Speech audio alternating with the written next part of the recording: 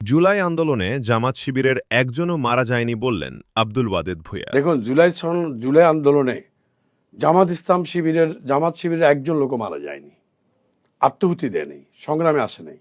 আমাদের শুধু ছাত্র দলের 455 জন ছাত্র মারা গেছে। অতএব জুলাই আন্দোলনে আমাদের চেয়ে তো তাদের দরদ বেশি হওয়ার কথা না। শেখ হাসিনা সরকার যে হারে নির্যাতন আমাদের উপরে করেছে, আমাদের চেয়ে শেখ হাসিনা সরকারের উপর কষ্ট তাদের বেশি নয়। অতএব জুলাই আন্দোলনের ব্যাপারে, সংস্কারের ব্যাপারে আমরা হাঁ এর পক্ষে। অতএব আমরা এটা বাস্তবায়ন করবো বলেই তো আমরা স্বাক্ষর করেছি, সংস্কারের ওই স্বাক্ষর করেছি। সেখানে আমাকে আলাদা করে শপথ নিতে হবে কেন? এটা তো পার্লামেন্টের সিদ্ধান্ত হবে। আমরা তো ইয়েস বলেছি।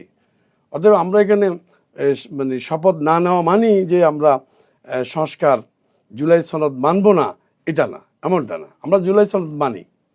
তাহলে এই অচলাবস্থার সমাধান কি?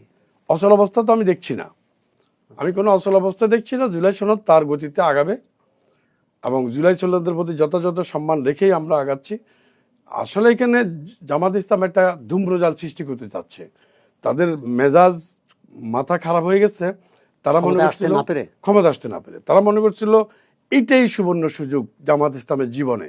সেই ভারতবর্ষে তাদের জন্ম, একটা সিটও পায় নাই। পাকিস্তান বিভাজন 47-এর পরও একটা সিট পায় নাই। এরপরে আসেন 71-এর স্বাধীনতার পরে বাংলাদেশ পাকিস্তান ভাগ হওয়ার পর তারা সিট পায় নাই শেখ সাহেবের আমলে। শেখ হাসিনার আঁচলের তলে গিয়ে তারা একটা, দুইটা, তিন